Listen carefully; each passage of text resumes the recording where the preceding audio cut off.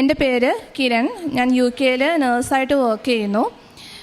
2022 ഒക്ടോബറിലാണ് ഞാൻ ഉടമ്പടി എടുക്കുന്നത്.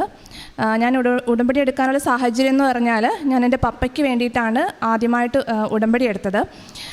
പപ്പയ്ക്ക് സെപ്റ്റംബർ 2022 ഒരു ഹാർട്ട് ബ്ലോക്ക് വരികയും പപ്പയ്ക്ക് സ്റ്റെൻറ്റ് ഇടുകയും ചെയ്തു. അത് കഴിഞ്ഞ് ഒരു 1 വീക്ക് കഴിഞ്ഞപ്പം പപ്പയ്ക്ക് ഫീവർ സ്റ്റാർട്ട് ചെയ്തു. അതുപോലെ വെയ്റ്റ് ലോസ്, ഭയങ്കര ക്ഷീണം, ഇതെല്ലാം തുടങ്ങി.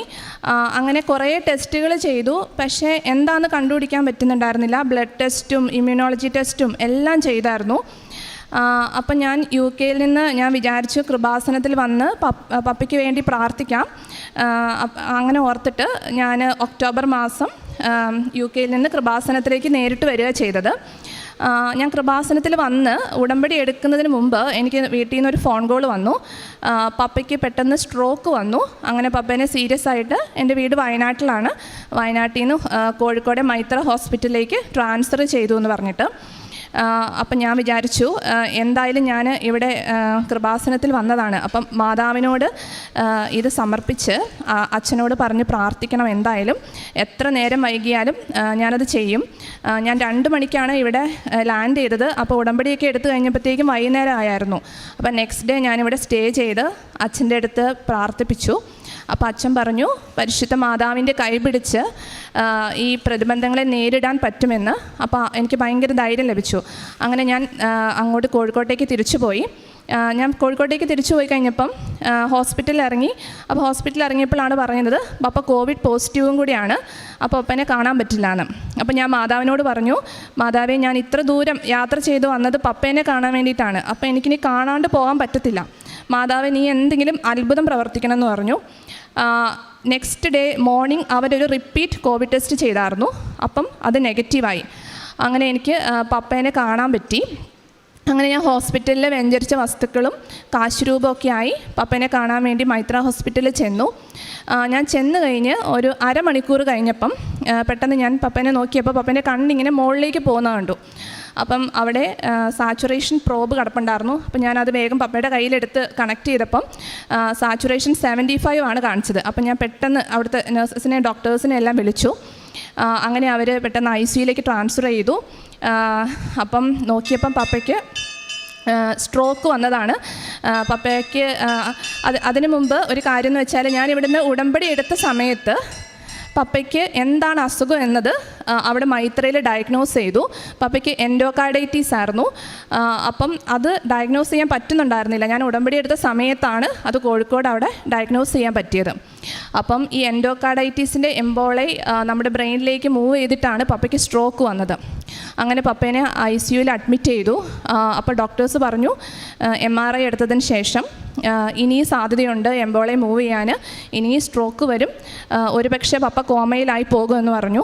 അപ്പം ഞാനും എൻ്റെ അനിയത്തിയായിരുന്നു ഹോസ്പിറ്റലിലുണ്ടായിരുന്നത്. ഞങ്ങൾ ഉടമ്പടി തൈലവും കാശുരൂപവും പപ്പയുടെ ഷർട്ടിൽ കാശുരൂപം ഇതാക്കി കൊടുത്തു, ക്ലിപ്പ് ചെയ്ത് കൊടുത്തു. തൈലം തേച്ച് അതുപോലെ ജപമാല ചൊല്ലി രാവും പകലും ഒരു 1.5 ആഴ്ചയോളം നിർത്താണ്ട് ജപമാല ചൊല്ലി ഞങ്ങൾ പ്രാർത്ഥിച്ചു. അങ്ങനെ പപ്പ ICUയിൽ നിന്ന് തിരിച്ചു വന്നു. പപ്പയ്ക്ക് കൈയും കാലെല്ലാം പാരലൈസ് ആയിട്ടുണ്ടായിരുന്നു, നാക്ക് കുഴഞ്ഞിട്ടുണ്ടായിരുന്നു. പക്ഷേ എന്നാലും നമുക്കിങ്ങനെയൊക്കെ സംഭവിച്ചാലും ജോസഫ് അച്ഛൻ പറഞ്ഞിട്ടുണ്ടായിരുന്നു പപ്പ സൗഖ്യപ്പെടുമെന്ന്. അതുപോലെ ഉടമ്പടി എടുത്തതിന് ശേഷം ഭയങ്കര ധൈര്യം ലഭിച്ചിട്ടുണ്ടായിരുന്നു, ഒരു ആത്മീയ സന്തോഷവും. അപ്പം എന്തെല്ലാം പ്രതിബന്ധങ്ങളുണ്ടായിരുന്നെങ്കിലും ആ ഒരു ധൈര്യം മനസ്സിലുണ്ടായിരുന്നു. അപ്പോൾ അങ്ങനെ ഞങ്ങൾ കണ്ടിന്യൂസ് പ്രാർത്ഥിച്ചു. ഞങ്ങൾ ഏപ്രിൽ അങ്ങനെ ഞാൻ തിരിച്ചു പോയി. ഒരു 2 ആഴ്ച കഴിഞ്ഞപ്പോൾ തിരിച്ചു പോയി. ഉടമ്പടി കാശുരൂപം പപ്പയ്ക്ക് ഒരു വെഞ്ചരിച്ച കാശുരൂപം കൊടുത്തു. ഞാൻ UK-ൽ ചെന്ന് പപ്പയ്ക്ക് വേണ്ടി നിരന്തരം പ്രാർത്ഥിച്ചു. ഞങ്ങൾ ആ വർഷം ഏപ്രിൽ, കഴിഞ്ഞ വർഷം ഇതേ സമയത്ത്, അതായത് ഈ സംഭവം ഉണ്ടായി 3 മാസത്തിന് ശേഷം ഞങ്ങൾ തിരിച്ചു വന്നപ്പം പപ്പ പൂർണ്ണമായിട്ട് പപ്പ നടക്കാൻ തുടങ്ങി. സ്പീച്ചെല്ലാം കറക്റ്റായി, ഒരു പ്രശ്നമില്ലാണ്ട് പണ്ടത്തെ പോലെ തന്നെ അതേപോലെ ഭയങ്കര ഫാസ്റ്റ് റിക്കവറി ആയിരുന്നു. അത് പരിശുദ്ധ അമ്മയുടെ ആ ഒരു അനുഗ്രഹം മാത്രമാണ്. കാരണം മെഡിക്കൽ സയൻസിന് ഞാൻ നേഴ്സായതുകൊണ്ട് എനിക്കറിയാം അത് അത്ര പെട്ടെന്ന് സാധിക്കില്ല. അതിന് പരിശുദ്ധ അമ്മയ്ക്കും തിരുക്കുമാരനും കോടാനുകോടി നന്ദി. പിന്നീട് അടുത്ത അനുഗ്രഹം എന്ന് പറഞ്ഞാൽ എൻ്റെ ഹസ്ബൻഡിന് 2 വർഷമായിട്ട് എപ്പോഴും ക്രിയാറ്റിൻ ഹൈ ആയിട്ടായിരിക്കും ബ്ലഡ് ടെസ്റ്റിൽ കാണിക്കുന്നത്. അപ്പം എന്തുകൊണ്ടാണ് ഈ ക്രിയാറ്റിൻ ഹൈ ആയെന്ന് ഒന്നും കണ്ടുപിടിക്കാൻ പറ്റുന്നില്ലായിരുന്നു. UK ഏകദേശം ഞങ്ങൾ ഓരോ മാസവും ബ്ലഡ് ടെസ്റ്റ് ചെയ്യുന്നുണ്ടായിരുന്നു. അപ്പോൾ അവർ പിന്നെ അടുത്ത ബ്ലഡ് ടെസ്റ്റ് ആയിട്ട് അങ്ങനെ പറഞ്ഞുകൊണ്ടിരിക്കുന്നു. അപ്പോൾ അത് കണ്ടുപിടിക്കാൻ പറ്റുന്നില്ലായിരുന്നു. അപ്പോൾ ലാസ്റ്റ് ഞങ്ങൾ പ്രൈവറ്റിൽ കാണിച്ചു. അപ്പോൾ അവർ പറഞ്ഞു നമുക്ക് എന്തായാലും ഇതെന്താണെന്ന് കണ്ടുപിടിക്കണം, ഇതിങ്ങനെ ക്രിയാറ്റിൻ കണ്ടിന്യൂസ് ഹൈ ആവുന്നത് നല്ലതല്ല എന്ന് പറഞ്ഞു. അപ്പം ഞാൻ മാതാവിനോട് പറഞ്ഞു, മാതാവേ ക്രിയാറ്റിൻ എത്ര ഹൈയോ ലോയോ എന്തോ ആയിക്കോട്ടെ, അമ്മയുടെ കൈകളിൽ ഞാൻ എൻ്റെ ഹസ്ബൻഡ് 2 കിഡ്നിയും തരുന്നു, അത് സംരക്ഷിക്കണം, ഒരു പ്രശ്നം ഉണ്ടാവരുത്.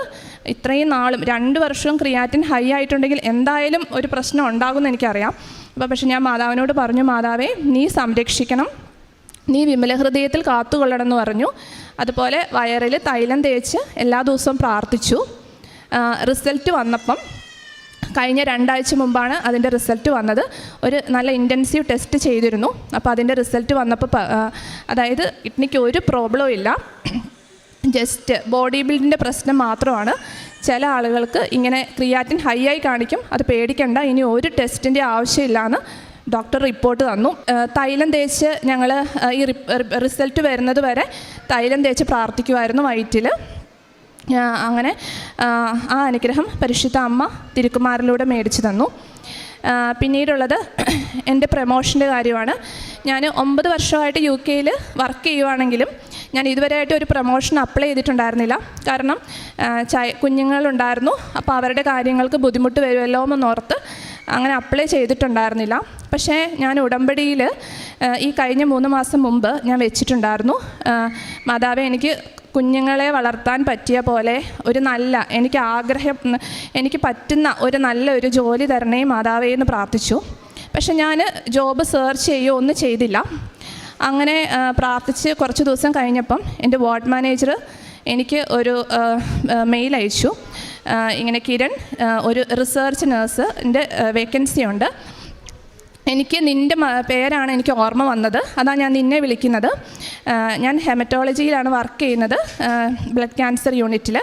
അപ്പം ഈ ഹെമറ്റോളജി റിസർച്ച് നേഴ്സിൻ്റെ ഒരു വേക്കൻസി വന്നിട്ടുണ്ട്, നീ അപ്ലൈ ചെയ്യുന്നോയെന്ന് ചോദിച്ചു. അപ്പോൾ ഞാൻ പറഞ്ഞു, സിസ്റ്റർ എനിക്ക് ചൈൽഡ് കെയർ ഇഷ്യൂ ഉള്ളതുകൊണ്ട് എനിക്ക് അപ്ലൈ ചെയ്യാൻ പറ്റത്തില്ല. അപ്പോൾ എന്നോട് പറഞ്ഞു, നീ പേടിക്കണ്ട, ഞാൻ നിനക്ക് വേണ്ടി സംസാരിക്കാം, നിനക്ക് ഞാൻ ഫ്ലെക്സിബിലിറ്റി മേടിച്ച് തരാമെന്ന് പറഞ്ഞു. അപ്പോൾ ഞാൻ പറഞ്ഞു, എന്നാൽ ഓക്കെ ട്രൈ ചെയ്യാമെന്ന് പറഞ്ഞു. അങ്ങനെ ഞാൻ ഇൻ്റർവ്യൂവിന് വേണ്ടി പ്രിപ്പയർ ചെയ്തു. കാരണം എനിക്ക് റിസർച്ച് നേഴ്സ് ആവാമെന്നുള്ളത് എനിക്ക് ഭയങ്കര ഇഷ്ടപ്പെട്ട കാര്യമായിരുന്നു. അതും ഞാൻ കീമോതെറാപ്പി ട്രെയിൻ നേഴ്സാണ്. അപ്പോൾ അതിൽ തന്നെ ഹെമറ്റോളജിയിൽ തന്നെ എനിക്ക് റിസർച്ച് നേഴ്സായി വർക്ക് ചെയ്യുന്നത് എനിക്ക് ഭയങ്കര ഇഷ്ടപ്പെട്ടൊരു കാര്യമായിരുന്നു. അപ്പം ഞാൻ ഇൻ്റർവ്യൂവിൻ്റെ സമയത്ത് കൃപാസന മാതാവിനെയും കാശുരൂപവും അടുത്ത് പിടിച്ചാണ് എന്നും പഠിച്ചുകൊണ്ടിരുന്നത്. അതുപോലെ തൈലം തേച്ച് പ്രാർത്ഥിക്കുമായിരുന്നു. അങ്ങനെ ഇൻ്റർവ്യൂവിന് 17 അപ്ലിക്കൻസ് ഉണ്ടായിരുന്നു. അപ്പോൾ 17 അപ്ലിക്കൻസ് ഉള്ളപ്പം നമുക്ക് കിട്ടാനുള്ള ചാൻസ് വളരെ കുറവാണ്. പക്ഷേ എനിക്ക് ഭയങ്കര ധൈര്യമായിരുന്നു ഇൻ്റർവ്യൂവിന് പോയപ്പം.